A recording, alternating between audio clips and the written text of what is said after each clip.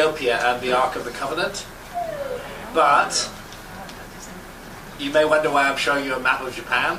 The reason is I thought that I would just spend 10 minutes showing those who haven't seen them the underwater ruins of Japan, where Santa and I put in more than 200 dives. And I just want to preface that with this rather curious map from 1424, which shows Japan. This is a theme I didn't go into in my talk the other night because there wasn't time to cover all the ground, but there are many ancient maps which are copied from older source maps which appear to show the world as it looked during the last ice age. And this 1424 Pisagano chart, which belongs to the Portolan tradition of map making, shows the three main islands of Japan, which are Honshu, Kyushu and Shikoku. Shows the three main islands of Japan as one island. And actually, that was the case during the Ice Age and down to about 12,000 years ago. And this is how Japan looked, the main islands of Japan looked during the Ice Age, with a deep, one single landmass, not three islands as they are today, and with a deep inlet here, exactly as we see on this 1424 map, and a bay here, exactly as we see on this 1424 map. There's a case for saying that this 1424 map of Japan is showing Japan as it looked during the last ice age, and like many other mysterious maps from that period, is copied from older source maps, now lost.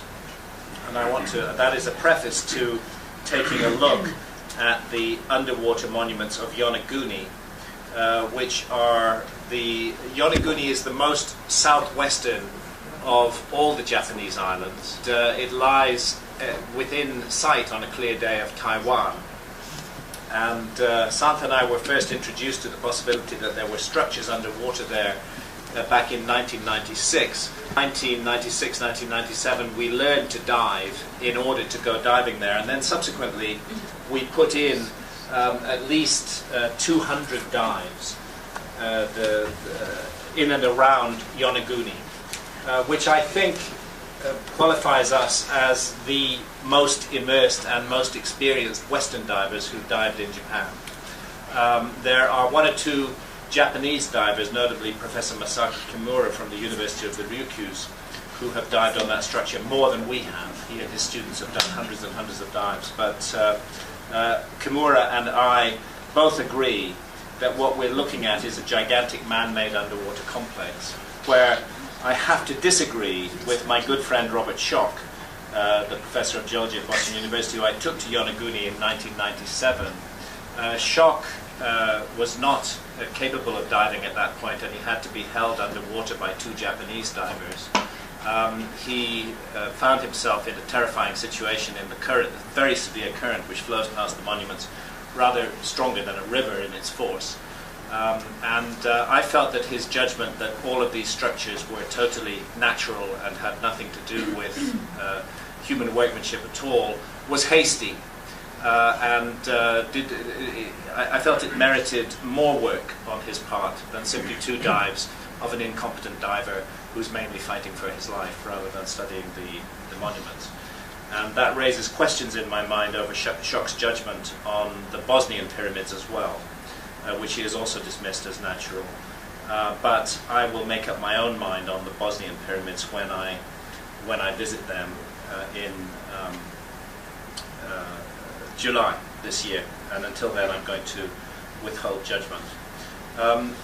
These two gigantic pillars lie side by side against a huge rocky outcrop. I don't doubt that the rocky outcrop is natural, but I believe these two pillars have been put into place by human workmanship. The geological view is that they somehow fell neatly into place without breaking from some cliff above, and the fact that there is no cliff immediately above that point doesn't disturb those geologists. This is how the pillars look against the rocky outcrop in context. And if we now swim around here, we come to the terraces of Yonaguni.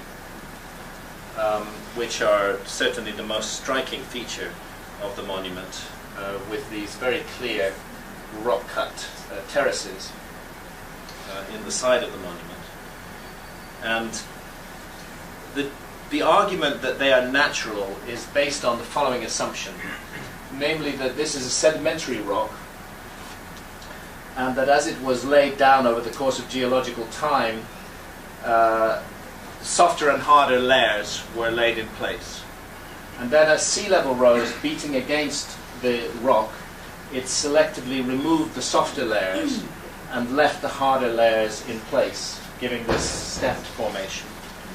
And that's it's not a totally ridiculous argument, but once you get to know the monument well, as we have done, and I think it's a monument that deserves hundreds of dives rather than 2 dives, once you get to know it well, you realize that there's problems with that explanation. Because where you would expect to see all of that rubble that was removed from here, supposedly by the sea, in order to create this stepped effect, well, you'd expect to see it down below those terraces, down here, but what you see instead is a perfectly clear, straight pathway. And on that pathway, all the rubble has been cleared to one side, leaving the pathway intact, and there are indeed gutters running along the side of the pathway. So to me, that speaks of human workmanship rather than the work of nature. And then we have this extraordinary face underwater further up the coast, about half a mile further up the coast, where you have 2 eyes, a nose and a mouth looking due south. And I'm in there for scale. It's a gigantic structure. There are in fact pupils in the eyes. And if you look here, you can see that there are the remnants of a headdress on the side of this underwater face. And if nature did make it, it was quite amazing that nature separated off the head from the rest of the rocky outcrop in order to make it. And as we pull back, we can see the whole thing in context and see that there's a huge flat patio in front of it, and again along this pathway there are gutters on either side. Now I want to take you further north now to Okinawa and what are called the Kerama group of islands, and specifically Akajima, 40 kilometers west of Okinawa, where we found these structures underwater. They were actually found by a local Japanese diver, and he drew our attention to them. And there's 2 distinct aspects. There are small, what turn out to be river stones, which appear to be cemented to the seabed in semicircular formations. And then there is a huge rock-cut series of stone circles, which are actually, they're not built, they're carved down into the bedrock on a very substantial scale. And that gives you the scale. That's me holding the video camera there. And of course all of these photographs are taken by Sata, I need to emphasize. I don't give enough credit to my amazing wife, who risks her life. Because, diving and photographing on these structures requires a whole mixture of different skills. And sometimes the dives are incredibly difficult. Yeah. Can I just ask you to mention the Kerala? Yeah. Where the German geologists did off-camera say. Yeah. Wolf Richmond, yeah, absolutely. So what we're looking at here is a central upright with a series of surrounding megaliths, all of which are carved out of the solid bedrock at the bottom of the sea. And you can see that the outer megaliths form a kind of spiral around the central upright. And the way that the outer curve of the central upright matches the inner curve of the surrounding uprights is particularly impressive to me. I don't think that there's any way that this could be made by nature. I took another geologist there, a German geologist called Wolf Richmond, who often writes for Der Spiegel magazine. And he admitted on camera that he couldn't, because we were filming, he admitted on camera that he couldn't think of any natural process that would have made this. And I then said to him on camera, well, what does that leave us with? And he said, well, I don't know. But off camera, he did confess that the only agent that could have made this would have been human beings. And since this stone circle is 110 feet beneath the sea, and since we have the geology of the site very well established, we know that it has been submerged for more than 12,000 years. So by definition, we are looking at the work of a lost civilization off the coast of Japan. So that's just a quick run through a few of, there's many, many more structures underwater in Japan, which I've not really got time to show you tonight, but I just thought it would be interesting to take a quick look at those. Now we will jump to the Ark of the Covenant, and a completely different story, and Ethiopia. And again, all of the photographs that I'll show you here tonight are Santa's work, apart from two aerials of the rock-hewn site of Lalibela in Ethiopia. Everything else is Santa's photography. So the Ark of the Covenant, this incredibly mysterious, powerful, energized biblical relic. It is actually it dominates the biblical story from the time of the Exodus of the Jews from Egypt until the building of the Temple of Solomon. There's more than 200 separate references to it in the Bible. And we understand that it had these two winged figures which were perched on top of a lid that was called the mercy seat. And the two winged figures are described as cherubim, and their wings joined together above the ark. And it's often spoken of a cloud and a light and a fire that rises up between these two figures. It's impossible to read the very detailed biblical and extra-biblical accounts of the Ark of the Covenant without, at some point or another, thinking technology. It does sound like a technological artifact. And when I say that, I don't mean to remove its sacred quality, because it's certainly that as well. And indeed, the Raiders of the Lost Ark movie, in which it's described as a radio for talking to God, is not far off the mark, because Moses did talk to God through the Ark of the Covenant. And it's Moses we're looking at here, and Moses is about to be, I believe, no, not Moses, it's Noah, who's going to be the subject of a film soon, starring Russell Crowe. But this is the typical view of Moses on Mount Sinai, the fire up above, and holding the tablets of the Ten Commandments. And this is Mount Sinai. At the foot is a monastery, St. Catherine's Monastery. It's a very wild area, amazing area amazing mountain to climb. There are some steps cut into it at certain points, and various quotations from the Bible that one finds scattered here and there. But Mount Sinai is not the only contender. The place that we now call Mount Sinai is not the only contender for the Sinai of the Bible. The other one is this one, which is called Sirabit al-Kadem. And Sirabit al-Kadem is in southern Sinai, and on the west side of the Sinai. And on top of it is an Egyptian temple dedicated to Hathor. And it's clear that the Egyptians were there, and indeed were all over the Sinai. And here they mined turquoise. There's a strong scholarly case that has been made that Mount Sinai has been misidentified as the Mount Sinai of the Bible, and Sirabit al-Kadem is actually the place. So there's the Ark of the Covenant. And it's clear to anybody who has studied the Ark and also studied ancient Egyptian traditions that there are commonalities. For example, at Karnak, the Temple of Karnak in Luxor in Upper Egypt, you can see many depictions of priests carrying what looks like a sort of boat on their shoulders, on carrying poles. And in the center of the boat is a shrine, a box-like shrine, and they walk in procession carrying the ark. And in fact, you can see an Ark of the Gods in the Temple of Horus in Edfu in Upper Egypt. One has survived, and you can see it. I mean, it's been repaired, but you can see it's carrying poles, and there's the boat, and there's the shrine. So this is an object which bears an image of the god, which is carried on the shoulders of priests in procession. And there's no doubt in my mind, and indeed in the minds of many scholars, that we have a precursor of, or an archetype of the Ark of the Covenant in these Arks of the Gods from ancient Egypt.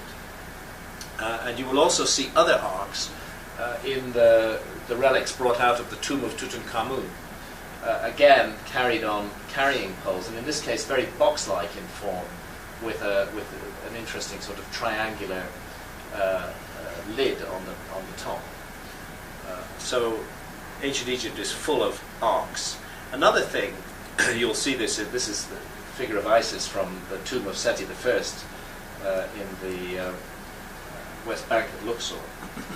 But and here are Isis and Nephthys with their winged figures, with their wings meeting together. Very similar concept, similar concept to the cherubim on top of the Ark of the Covenant. So what I'm building up to say here is that clearly there is an ancient Egyptian connection and an ancient Egyptian background to the Ark of the Covenant, and various aspects of the story of the Ark are really quite intriguing. I did a massive amount of work on this, not only in the Bible itself, which is full of spooky references, but also in the legends of the Jews and huge numbers of extra biblical sources that speak of the Ark of the Covenant. And just a quick summary of some of the things that the Ark does. It stops the waters of the River Jordan when the Israelites cross into Jordan. It's rather like a repeat of the Red Sea scene. The waters of the Jordan pile up on either side, and the priests walk through carrying the Ark. It's a fearsome weapon in battle. It's used again and again in battle, and there are accounts of the Ark flying forward, rushing forward towards the enemies of Israel, emitting a moaning or a howling sound, and sparks of fire shooting out of it. It kills the unfortunate Uzzah when it's being carried up towards Jerusalem. It's being carried on a cart, and he reaches out to steady it, and a bolt of fire shoots out of it and kills him on the spot. It sometimes killed its own bearers when they didn't handle it properly. There was a very detailed series of rituals and preparations that had to be obeyed in order to carry the Ark of the Covenant. It's implicated in the destruction of Jericho. We tend to focus on the blowing of the horns, but it's the Ark that's carried 7 times around the walls of Jericho, and the walls of Jericho come down. It's difficult to resist a feeling that we're dealing with some sort of out-of-place technology here. And last but not least, the killing of 50,000 Philistines at Ashdod, when the Ark is captured in battle, briefly, by the Philistines. They take it off to the city of Ashdod on the coast, and they make the horrendous mistake of opening the Ark of the Covenant, and then they place it on a table, and the population of Ashdod, it becomes a sort of tourist trophy, and the population of Ashdod file past it. And then we read in the Bible how they all die very soon afterwards, and the specific statement that they die of cancerous tumors. So all of this, you can't read this without wondering what on earth is going on with this extraordinary object. And there again, let's go back to Egypt, those arks of the gods that the priests carry in procession. They are fiery and dangerous objects, and so are the crowns of the pharaohs, which are said to radiate heat, and if not worn with proper protection beneath them, will burn themselves into the head of the wearer. As far as I'm aware, no ancient Egyptian crown has ever been found. Only images of the crowns and accounts of the power of the crowns. We see stone sculptures of the crowns and reliefs of the crowns, but we do not find the crowns themselves. There's this. You'll see this on every Ancient Aliens show. It's down in a crypt. It's down in a crypt beneath the Temple of Dendera.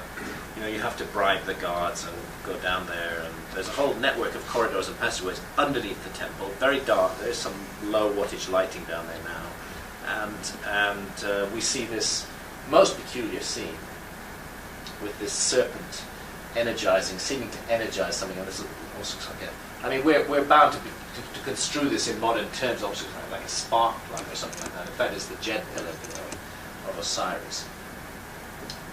what is going on here, and why is it in this dark, dark place? Are we looking at some sort of instrument for generating light? Is that what's being depicted here? Again, I'm just making the point that there are echoes of a lost technology in the ancient Egyptian traditions, like, for example, this so-called bird. It's filed amongst birds in the Cairo Museum. It's in a display case full of birds, but it isn't a bird. It's got a vertical upright tail, and it's got wings with an aerofoil section. And in fact, it has been wind tunnel tested and proves to be an extremely effective aeroplane, which came out of a tomb near the temple of Saqqara, the pyramid of Saqqara in Upper Egypt. So either this is just a total accident that the principles of the aerofoil section are found in an object from ancient Egypt, or we're looking at the traces of some sort of lost technology in ancient Egypt. I talked at length the other day about the pyramids, the Great Pyramid of Giza, how the Great Pyramid models the dimensions of the Earth on a scale of 1 to 43,200, how it is very precisely within 3/60ths of a single degree aligned to true north.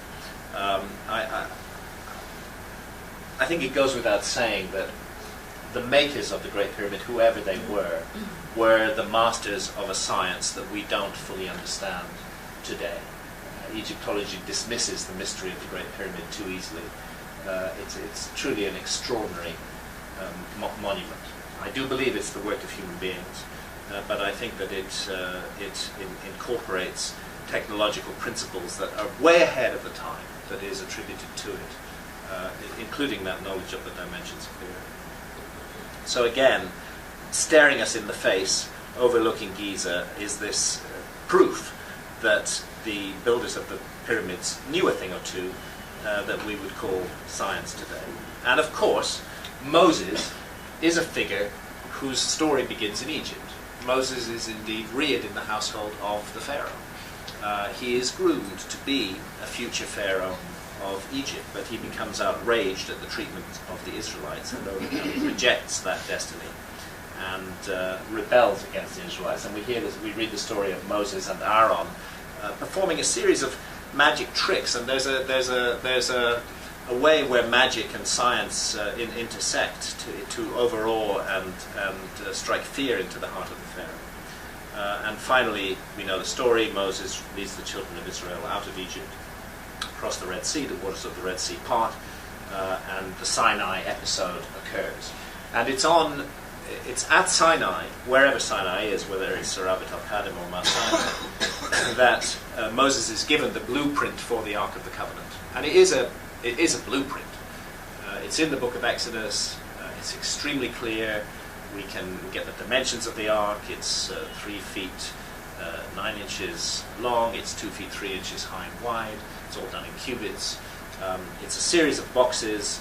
The inner box is gold.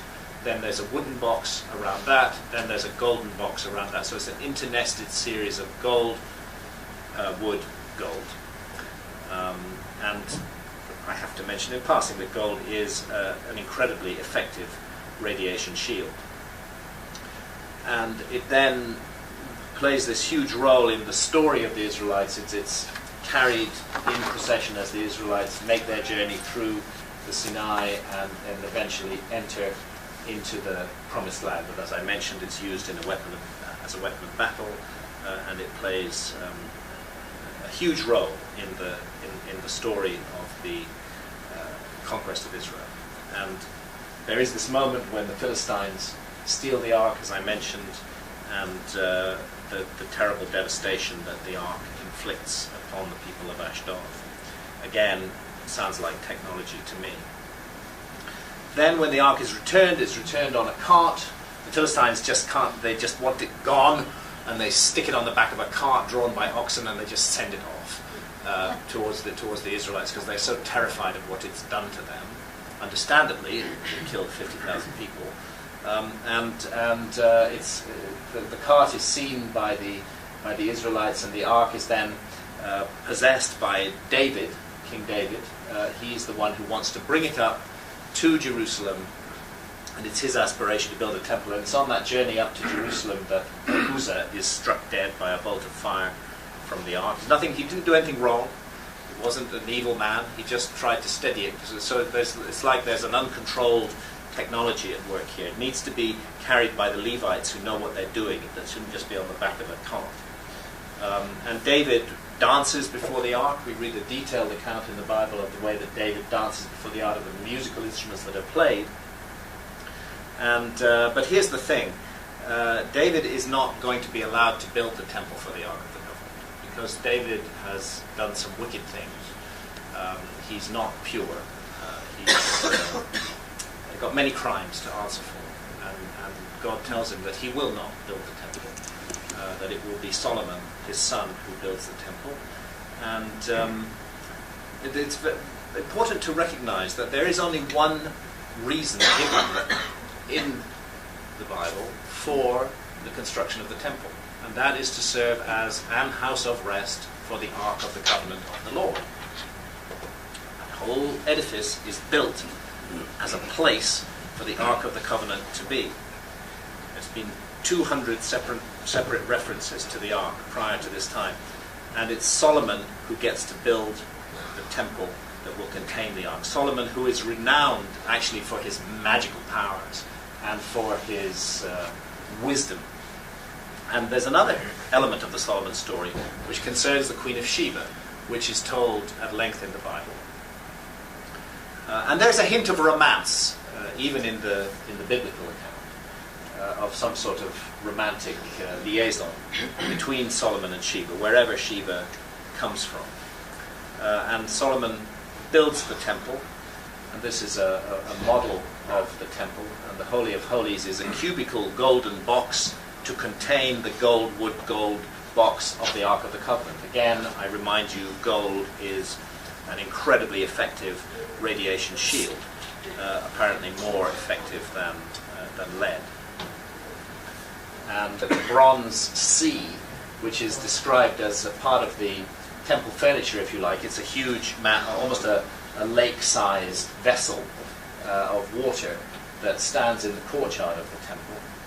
And I just want to compare that notion of a sacred body of water with the temple, and indeed the appearance of the temple with its columns, with the temple of Karnak in Upper Egypt.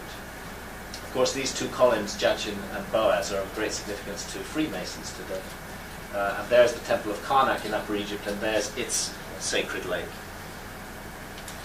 Now, there's a mystery surrounding the construction of the temple, and this intersects a lot with Freemasonic concerns. It's the mystery of Hiram Abiff. And we read in 2 Chronicles 2:11-14 how King Hiram of Tyre wrote a letter to King Solomon advising him that he was sending Huram Abi to work on the temple.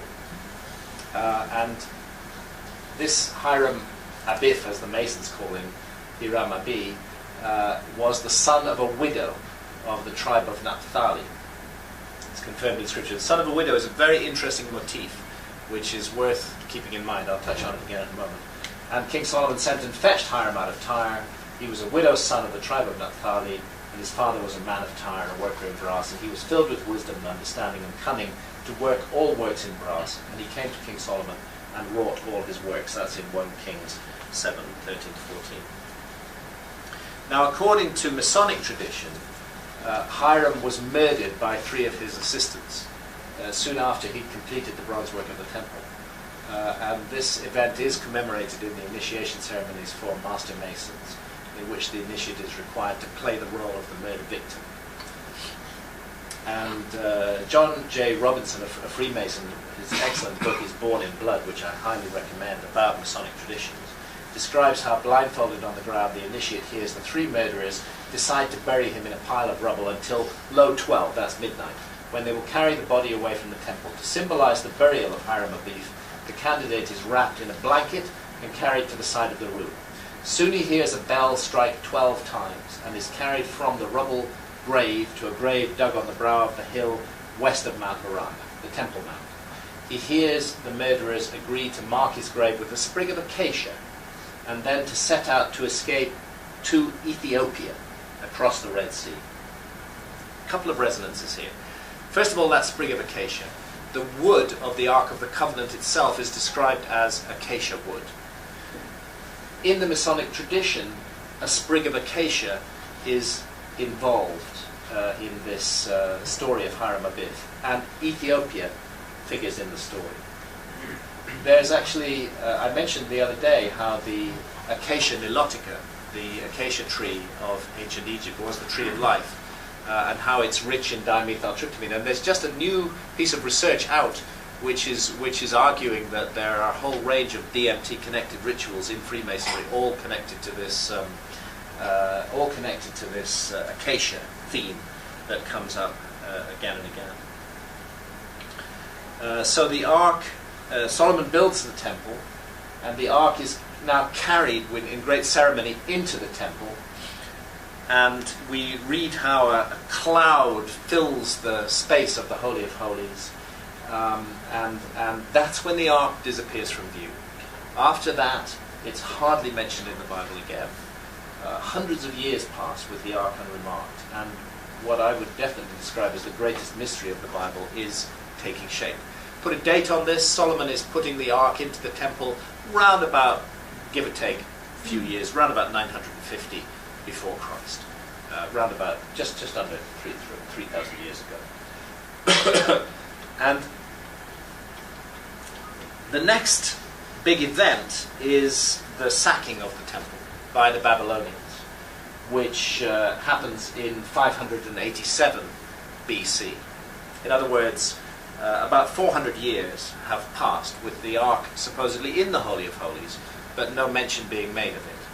And then we know, and this is a historical event, that Jerusalem is sacked by the Babylonians, the temple is destroyed, and its treasures are taken away to Babylon, along with the Israelites who are taken into captivity.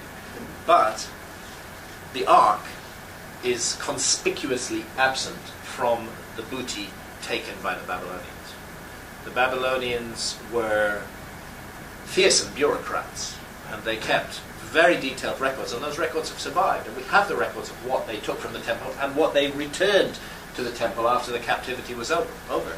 And the Ark isn't mentioned. It's just not there. Scholars speculate that the Ark was, melted down, destroyed in some way, but since the Babylonians were careful to keep everything else, why would they not have kept the most important object of all? And why is it not mentioned at any point in this? This is why it's a mystery. This is why it's the lost Ark. Because this just doesn't make sense, this notion that it vanished during the Babylonian sack of Jerusalem. As a matter of fact, there's a lot of reasons to think that the Ark was gone before the Babylonians sacked Jerusalem. Like Jeremiah, who's mourning for the loss of the Ark about 40 years before the temple is sacked by the Babylonians. And it shall come to pass, when ye be multiplied and increased in the land, in those days, saith the Lord, they shall say no more, the Ark of the covenant of the Lord, neither shall it come to mind, neither shall they remember it, neither shall they visit it, neither shall that be done any more. And I just show you this map because Ethiopia is going to figure more and more in the story, and there's Israel, and there's Ethiopia, and yes, I confess they do seem incredibly far apart. And why should Ethiopia be connected to the story of the Ark of the Covenant? Well, the possibility that it was connected to the story of the Ark of the Covenant rather forced itself upon me during the very early 1980s.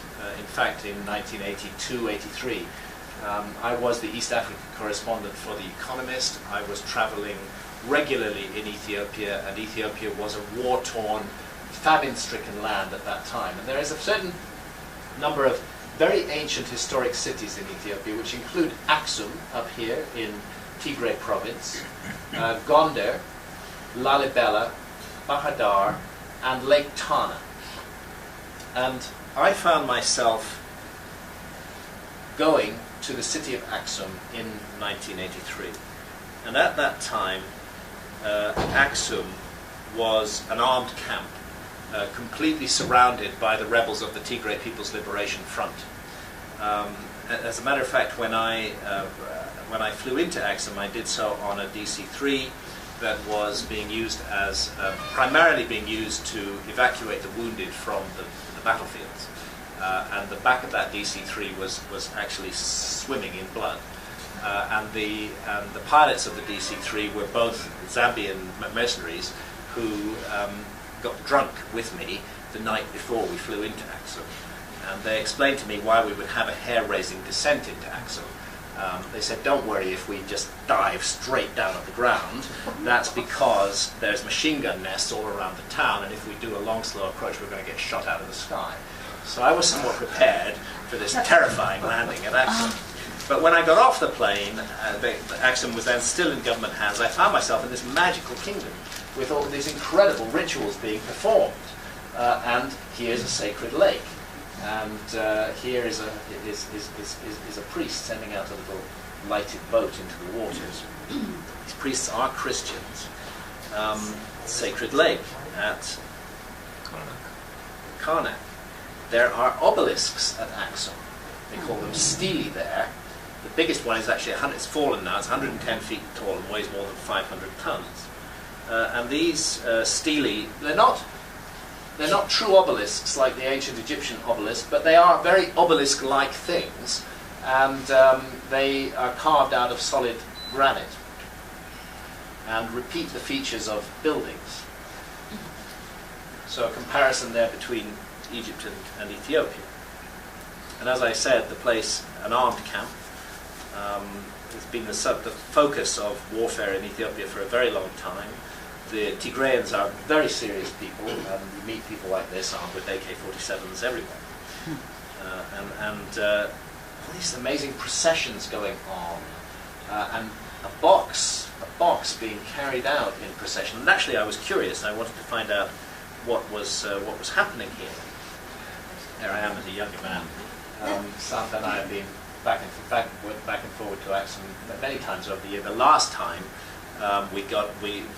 well, not the last time, but the most eventful journey we had to Axum was in 1991, when Axum had been seized by the rebels, and I was somewhat associated with the Ethiopian government. All my coverage had been done from the Ethiopian government side, but in order to get to Axum, I had to go to the Tigray People's Liberation Front and say, please will you take me to Axum? And they said, yeah, sure, if you're willing to risk your life. And so Santa and I did a deal with the Tigray People's Liberation Front, and they told us to fly to Khartoum in Sudan, and there they met us. And then they drove us across the deserts of the Sudan to Kassala. They disguised Santa as an Ethiopian woman because she didn't have proper paperwork, but to get through the Sudanese authorities, they said to her, pretend that you're dumb and you can't speak, just wear the shawl. And then when we got to Kassala, we then crossed over into Eritrea, which was again a rebel province at that time.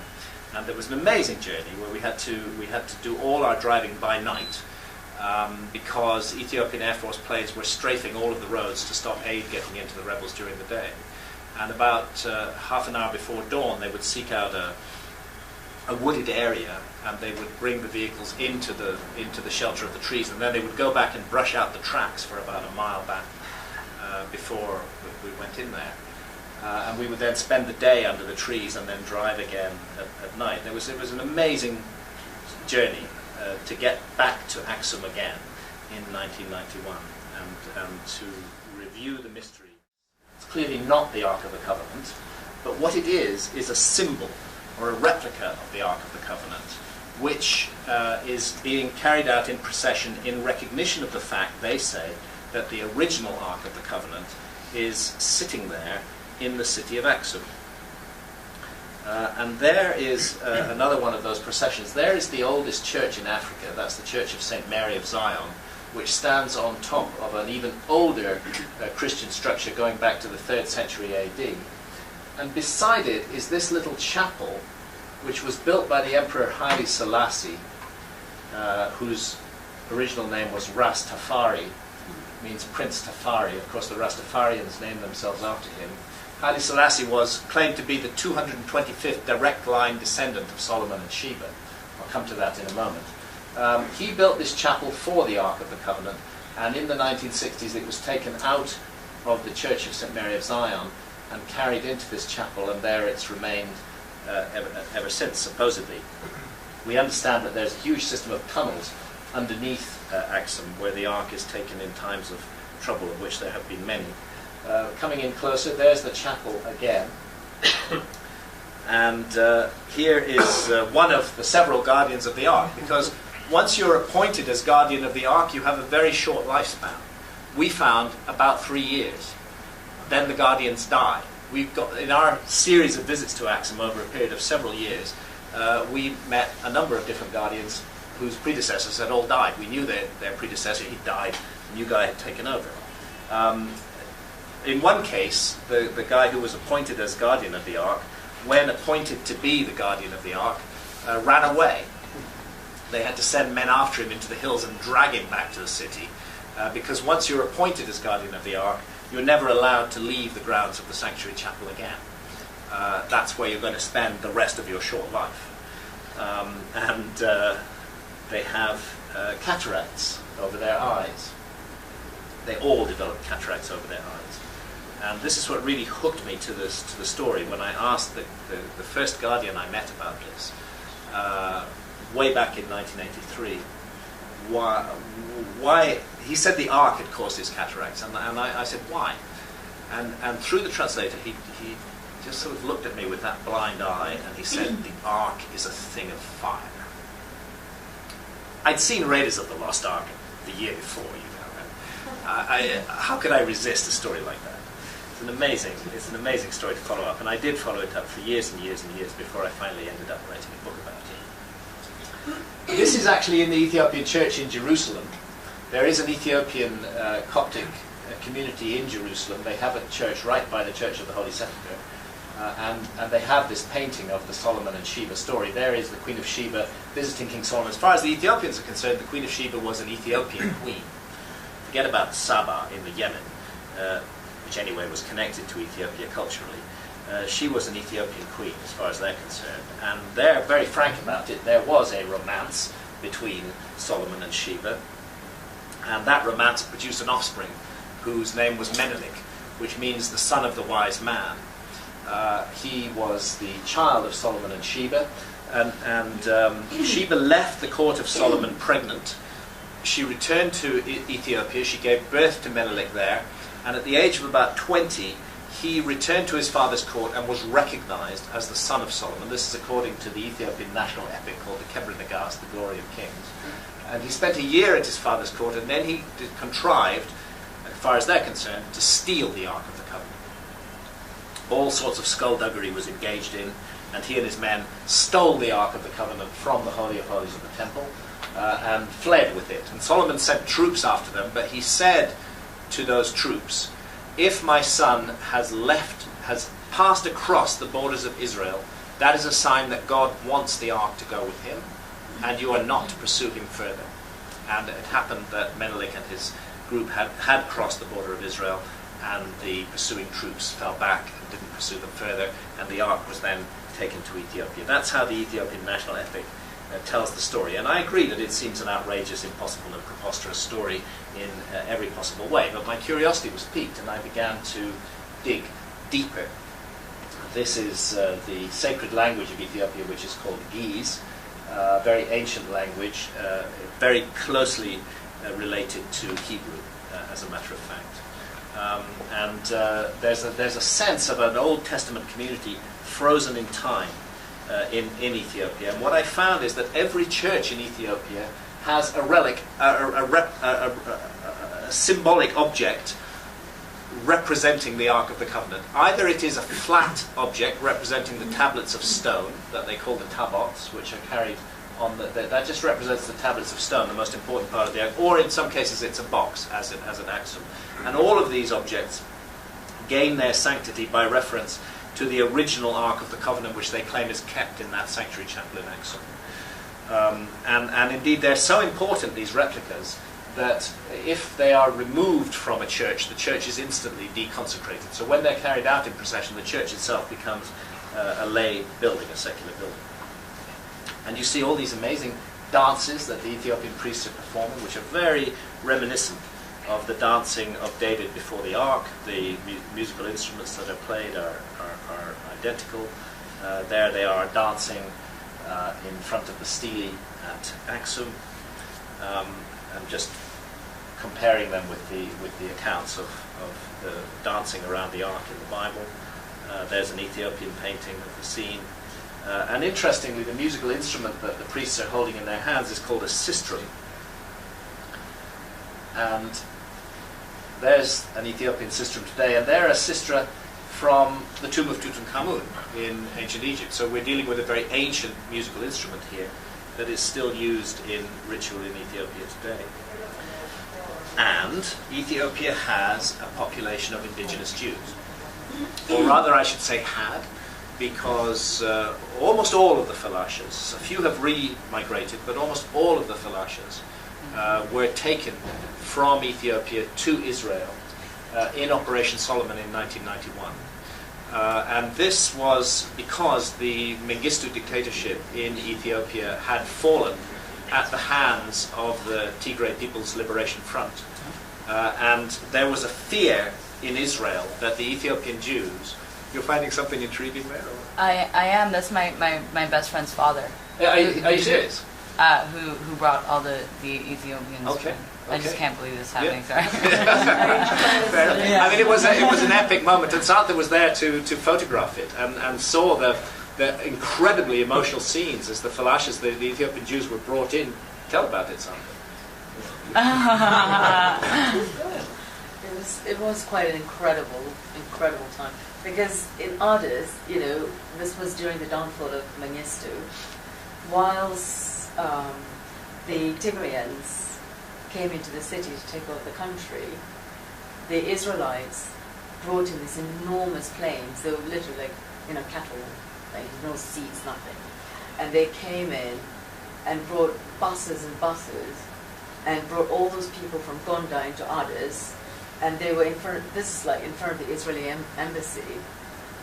And what I didn't like about it, I wish I had an image of it, is that they stamped. It just reminded me of the time during World War II, what the Nazis did to the Jews, where they stamped them. Yeah, you've seen pictures, images of them being stamped. And all these Ethiopian Jewish people had stamped. They were stamped before they were herded onto buses to take them away.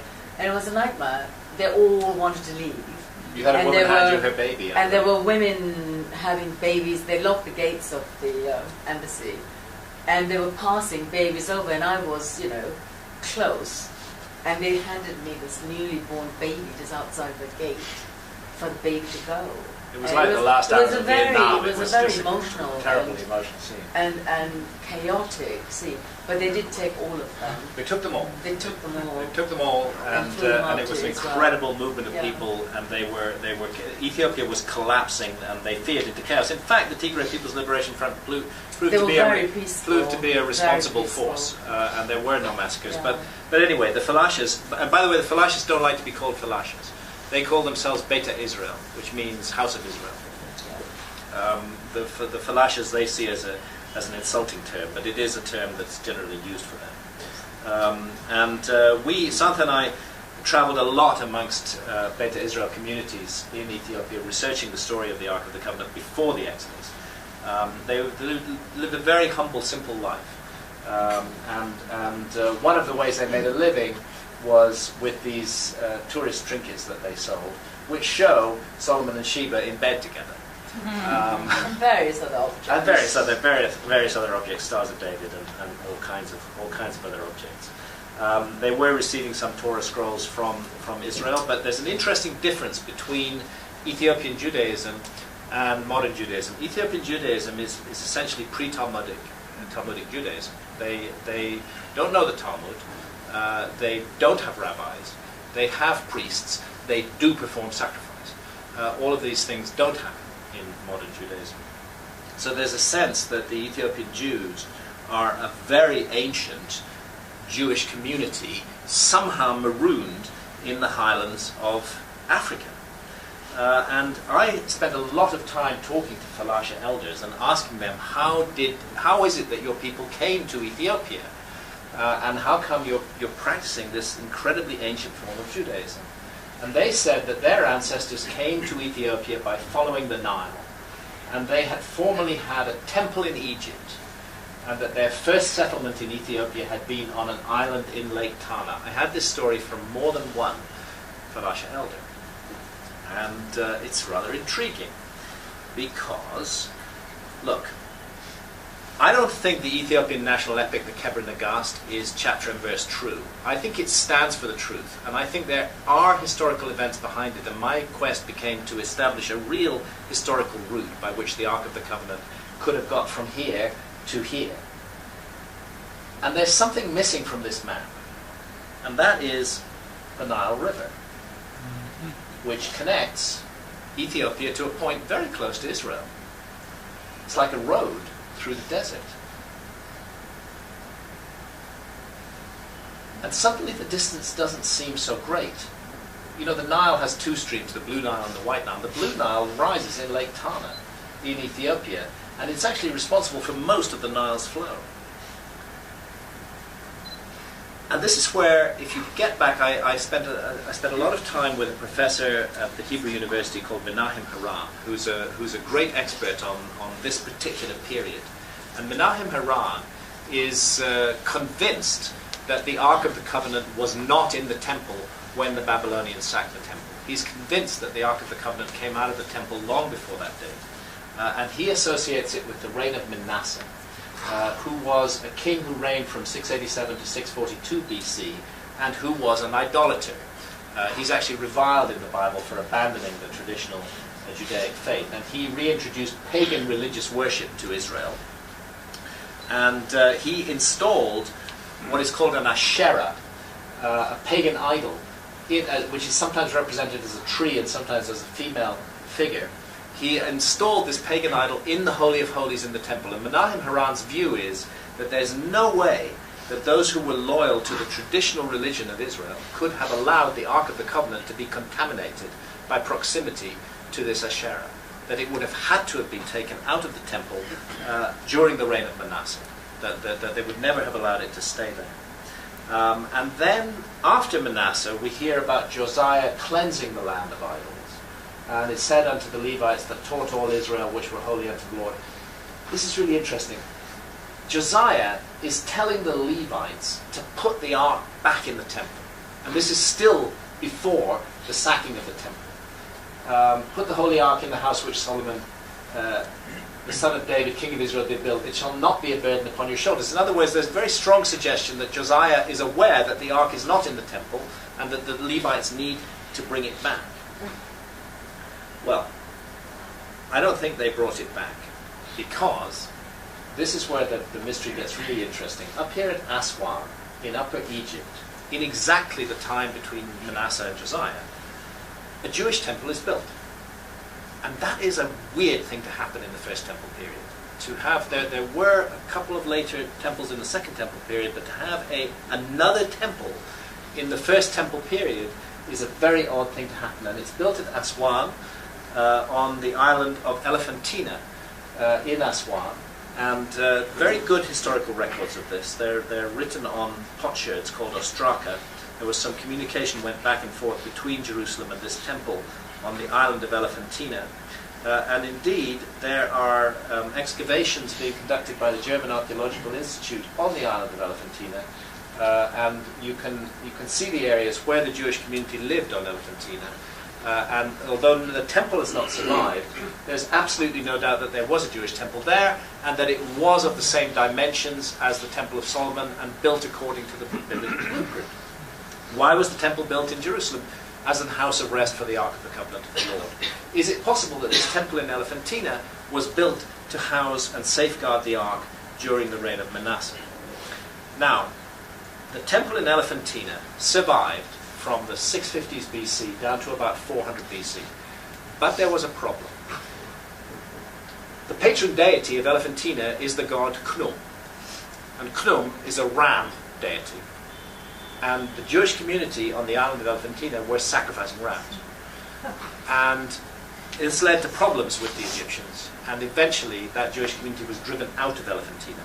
And they disappear from history. There's no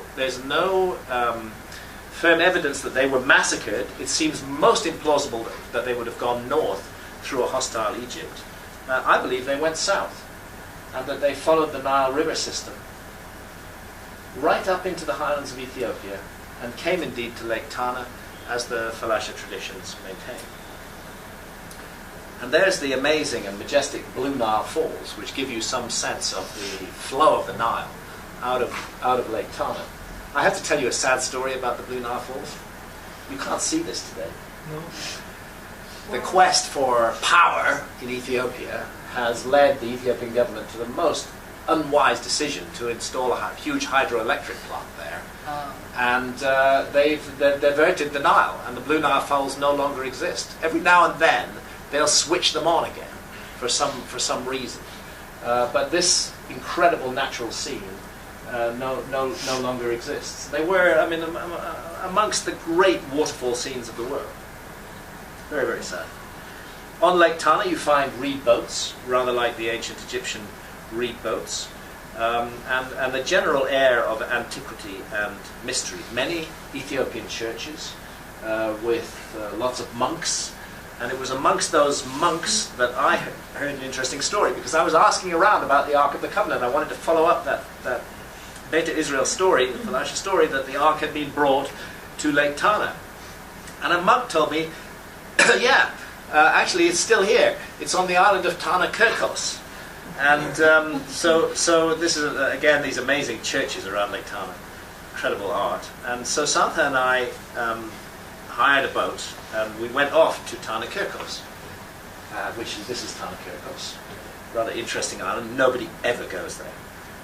And on Tana Kirkos we found a community of Christian monks and ancient relics. We later brought Professor Richard Pankhurst, who's the leading Western historian of Ethiopia there, and he confirmed that these were of the Aksumite period, dating back before the time of Christ. And the monks there tell the story. They say the Ark, they said, no, the Ark isn't with us. Now that monk misinformed you. The Ark is in Aksum, but the Ark of the Covenant was here for 800 years. We were Jews then. The Ark was taken to Aksum by force in the time of King Izana. King Izana was the Ethiopian king who converted to Christianity. And his headquarters was Aksum. And so this is the suggestion that the Ark was brought to Lake Tana, as the Falashas say, that it rested on the island of Tana Kirkos for 800 years, and that in the historical period, in the time of King Izana, it was taken by force to Aksum, and became the center of this curiously Old Testament form of Christianity that is practiced in Ethiopia. And again, these processions, the carrying out of the replica of the Ark, the whole scene. And this I was particularly struck by. On a fallen stela, this device, which nobody can explain, but which looks exactly like one of those arks from the tomb of Tutankhamun in Egypt. So, to cut a long story short, I don't think the Ark is in a warehouse in America, as the Raiders of the Lost Ark movie told us. I think it's in Ethiopia, or I think at least there's a good case for it being in Ethiopia. There's nowhere else in the world that has a living tradition of veneration of the Ark of the Covenant. There are some suggestions in Judaic traditions that the Ark was buried under the Temple Mount. It was buried on Mount Nebo in Jordan, but there's nowhere else in the world that has an entire religious system based around the veneration of it. So I think Ethiopia has a strong circumstantial case. No, I was never allowed into the temple to see the Ark of the Covenant, and I don't know of anybody who ever has been allowed in to see it. But I think the evidence adds up. Now, since we're on the subject of Steven Spielberg, I can't resist the Holy Grail, which was the next quest of Indiana Jones. I found some very interesting connections between the Grail and the Ark, which I described in my book, The Sign and the Seal. The two earliest references to the Holy Grail are in Chrétien de Troyes, excuse my French, in 1182, and in Wolfram von Essenbach, 1195 to 1200. We all think of the Grail as a cup, And Chrétien did describe it as a golden cup. But Wolfram von Essenbach described the Grail as a stone. A cup is a golden vessel. If you take a golden vessel and place a stone in it, what do you have? You have the Ark of the Covenant, which is a golden vessel with the stone tablets inside it. And Parzival, like Hiram, is the son of a widow. And to cut a long story short, my research suggests that the medieval quest for the Holy Grail was a coded reference to a real quest for the Ark of the Covenant, and that it was intimately connected with the Knights Templar, who themselves were the progenitors of Freemasonry. The Grail tradition begins in 1182. Jerusalem, where the Templars had their headquarters on the Temple Mount, was recaptured by Salahuddin in 1187, and Wolfram wrote his Grail quest between 1195 and 1200. There is a artist's impression of the Temple of Solomon there on the Temple Mount back in Solomonic times. And here is Google Earth looking down on the Temple Mount today. And on the Temple Mount we see two Islamic structures. The Dome of the Rock, that's the Mosque of Omar. It's called the Dome of the Rock for reasons I'll come to in a moment. And the Al-Aqsa Mosque, which is here.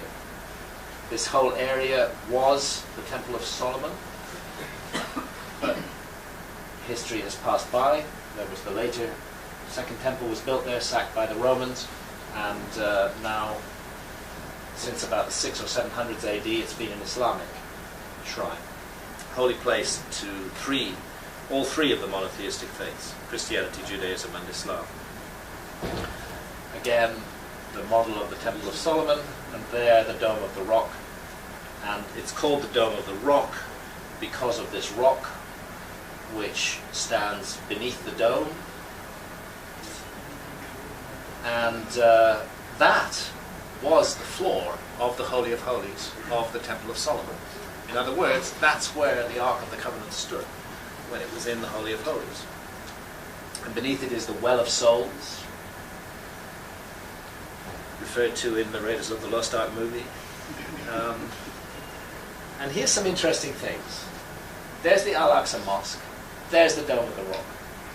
The Templars took over the Temple Mount. That's why they're called the Templars, because they had the Temple Mount. It was their headquarters from 1118 until 1187. There were just 9 knights who first of all turned up in the Holy Land. At that time it was in Western hands. And they were given the Temple Mount as their sole prerogative. They would control it, they would run it. They were supposed to be defending pilgrims on the road between the coast and Jerusalem. They didn't do any of that. What they did was engage in an early form of archaeology.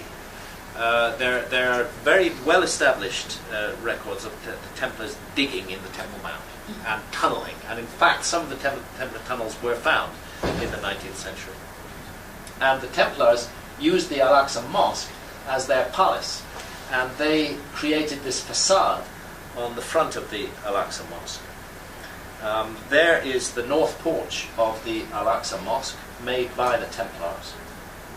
And there is the north porch of Chartres Cathedral in France. Very similar architecture. And there's a really interesting little story told here in the north porch of Chartres Cathedral. Well, we find Melchizedek holding the Grail. We find the Queen of Sheba, and at her feet is a definitely African figure.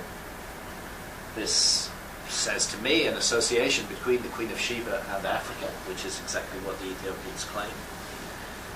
And lo and behold, there's an image of the Ark of the Covenant, which is being moved somewhere. It actually says, I can't speak Latin, but I had it translated for me, Hic amicitur Arca Ceteris. Here is hidden the Ark of the Covenant. And it's being moved towards the figure of the Queen of Sheba. So I couldn't help wondering if there was a suggestion that the Ark of the Covenant had been taken to the land of the Queen of Sheba, Ethiopia. And then we come across this character. His name is Lalibela. He's an Ethiopian king, and he is exiled from the Ethiopian court, and the place he chooses for exile is Jerusalem. And he's there from 1160 to 1185, the height of Templar power. And he had his own mini court in Jerusalem. It is inconceivable that his path would not have crossed with the path of the Templars. He certainly would have known that. And he returned to Ethiopia with a mysterious supporting force, overthrew his rival, and became the king of Ethiopia. And the churches for which he's famous are said in Ethiopian legends to have been built by angels.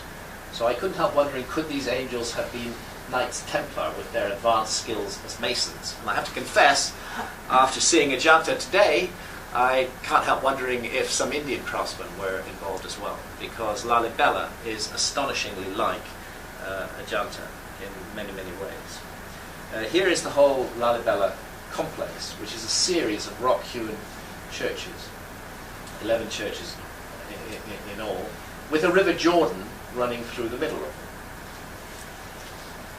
And that's the Church of St. George's, carved out of solid rock, seen from above.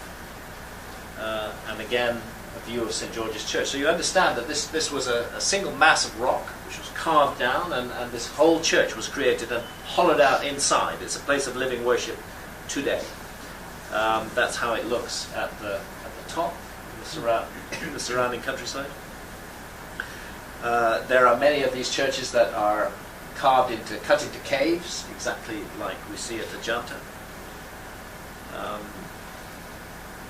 And amongst them is this church, the Church of St. Mary in Lalibela. Really interesting little church. Up on the ceiling of the church are lots of fascinating designs, including the swastika. The swastika is found all over St. Mary's Church. The swastika was a device of great significance to the Freemasons. It's found, for example, at Garway Temple Church in Hertfordshire in England. It's found all over the Church of St. Mary in Lalibela.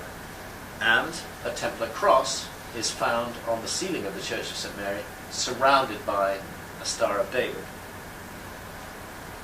But what really seals it for me, a Templar connection with Lalibela, is the painting of the Al-Aqsa Mosque that appears on the walls of St. Mary's Church in Lalibela. Because in that painting of the Al-Aqsa Mosque, we see that the domes are surmounted by Christian crosses. And there was only one time when those domes were surmounted by Christian crosses, and that was when the Templars used the Al-Aqsa Mosque as their palace. So I'm suggesting very strongly that the Templars made a quest to Ethiopia and were in some way or another involved with Lalibela. And behind this, on this column, behind this cloth covering, is said to be a most secret inscription. But with sufficient amount of Ethiopian birr changing hands, we managed to persuade the monk to tell us what the inscription said. And he said, Sator Repo Opera Tenet. I have no idea what that meant. So that's what it says. Well, Sator Arepo Opera Tenet is the Templar magic square. You can read it in all directions, as you can see. It's older than the Templars, but they adopted it and they used it all over their architecture and their sacred buildings. So it's intriguing that that particular device is found inside St. Mary's Church in Lalibela. And Templar crosses are all over Aksum as well as Lalibela, and Templar symbolism is found all over those areas. And I'll just close with my, I hope, distant relative, James Bruce of Kinnaird. My middle name is Bruce. My mother's family were Bruces. And James Bruce was a great Scottish explorer who travelled to Ethiopia in the 18th century, between 1770 and 1771. He was very tall, apparently about 6'9", which was very tall for a man of the 17th, 18th century. And he was described by the acid tongue of Samuel Johnson as the tallest man I ever saw free of charge. Samuel Johnson made such fun of James Bruce and refused to believe anything that James Bruce said. For example, when James Bruce said that he saw Ethiopians carving a steak off the back of a living cow and eating the steak raw and healing the wound with mud, Johnson scoffed at James Bruce. But actually Ethiopians still do that to this day, and I've seen it done myself. When he said that the Ethiopians have a musical instrument identical to the biblical lyre, Samuel Johnson said, since Mr. Bruce left Ethiopia, there is one less lyre in Ethiopia.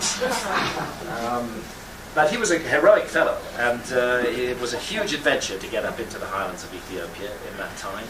And he based himself here at the court of Fasilidas in these amazing churches in Gondar. Sorry, not churches, castles in Gondar. He learnt not only Amharic, the Ethiopian national language, but also Ge'ez, the Ethiopian sacred language. And what did Bruce bring back from Ethiopia if not the Book of Enoch? We would not have the Book of Enoch if it were not for James Bruce. The Book of Enoch had been lost for 1,000 years, but it survived in translation in Ge'ez in Ethiopia. And Bruce acquired it there and brought it back, and all our modern English translations of the Book of Enoch are based on the Book of Enoch that James Bruce discovered and found in Ethiopia. In other words, he had mystical interests. And I began to home in on this and really studied what he wrote about his journeys.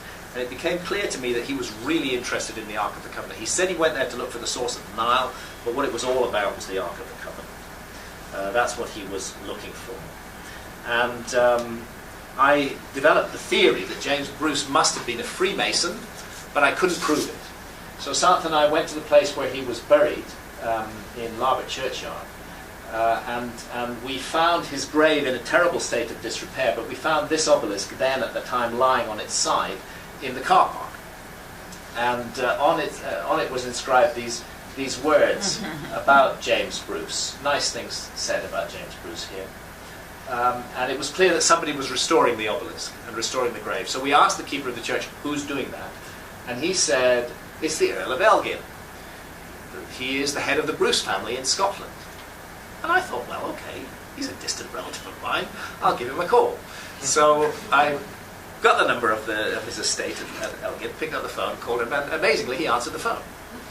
And I said, look, I hear that you're a great expert on James Bruce. Would you see me? I'm a journalist. I'm doing research about James Bruce. And he said, I'll give you half an hour. So we went over there, and he greeted us at the door, and close to 6 hours later, we left. And we had an amazing afternoon with the Earl of Elgin, who still survives, and he's still the head of Freemasonry in Scotland. About halfway through the encounter, I said, look, I've got this theory, but I can't prove it that James Bruce was a Freemason. Was he a Freemason? He said, my dear boy, of course he was a Freemason. and he belonged to Kilwinning Lodge No. 2 in Edinburgh. And he gave me the whole story. So kind of made sense that James Bruce was one of the latter people on that quest. Just to end on a more somber note, here is the Wailing Wall today. This is, of course, a very sacred place to Jews all over the world. It is the remnant of the Second Temple, and it is what is left from those ancient times. And amazing ceremonies and rituals are performed in front of it. But there is, I touched on this the other day. I mean, the three monotheistic faiths, Christianity, Judaism, and Islam, they're full of rational, lovely, good people who wouldn't harm a fly, but there are also very fundamentalist elements within all three of the monotheistic faiths. And in Israel, the fundamentalist element is represented by the Temple Mount faithful. Santha and I were present in 1992 when the Temple Mount massacre occurred, which was sparked off by a march of the Temple Mount faithful. Their objective is to build the third temple. They want to sweep the Islamic monuments out of the Temple Mount and replace them with the third temple. And they freely admit that in order to build the third temple, they need the Ark of the Covenant. The Ark of the Covenant is fundamental to their project. And not only they, but also Shia Islam needs the Ark of the Covenant. Everybody's heard of the Mahdi army in Iraq. It's named after this figure, the hidden imam, who was said to have been hidden away by God after a battle in the 800s or 900s AD, and who would come back into the world today. Shias believe he's in the world now, and they believe that he's going to recover the Ark of the Covenant. The Mahdi will bring forth the Ark. The reason he's called Hazrat Mahdi is that he shows the way to a hidden thing. He will bring forth the Ark of the Covenant. The whole apocalyptic scenario within Shia Islam is based upon the Ark of the Covenant. And it's true of Christians too. Because in the book of Revelations, the Ark is one of the signs, the return of the Ark is one of the signs of the Day of Judgment and the end of the world. So from the perspective of fundamentalist Christianity, the reappearance of the Ark of the Covenant is a necessary sign of this coming apocalypse. Which is why I feel that maybe that ancient story is right, and that God did want the Ark of the Covenant to be in Ethiopia, and maybe that's just the very best place for it to stay. Hidden away in those remote mountains and valleys, kept aside from all of the conflict and hostility that focuses around Israel today. As a matter of fact, we talked to the Israeli ambassador in Ethiopia back in the 90s. And we said to him, we told him about our interest in the Ark, and we said to him, come on, you guys have got Mossad, you could take the Ark if you want to. And he said, look, I can only speak for myself, but the last thing I want is the Ark of the Covenant in Jerusalem right now. He said, I'd much prefer it stayed here if it's here. It's just going to cause a hornet's nest of problems. And I thought that was very wise and very true. So, I don't know. I can't prove it, but I think it's there. Thank you.